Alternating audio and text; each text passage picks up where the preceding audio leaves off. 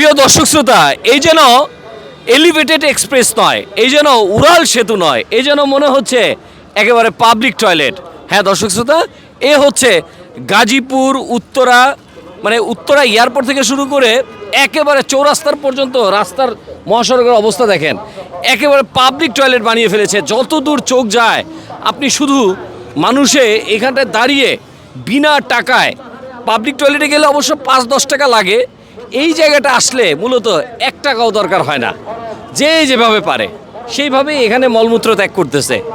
এইগুলার চোখে এগুলা দেখার কথা কার? আপনাদের কাছে প্রশ্ন রইল, এগুলোকে আমি বলবো যে ভাই এখানে প্রস্রাব করিবেন না? আবার দেখেন এখানে কার্ডের কোনো অভাব নাই, দাওয়াতপত্র দিয়ে দিয়েছে উমুক ভাই, ইমরান ভাই, আশিক ভাই, মধু ভাই, ভিআইপি ভাই, মানে নানা ধরনের কার্ডের সমাহার। এগুলা দেখার কোনো লোক নাই, মানুষের দুর্গন্ধে থাকতে পারে না। ভিডিওটা শেয়ার করে দেন, কর্তৃপক্ষদের একটু শরম লাগুক, নজরে তো আসবেই না, শরম লাগুক।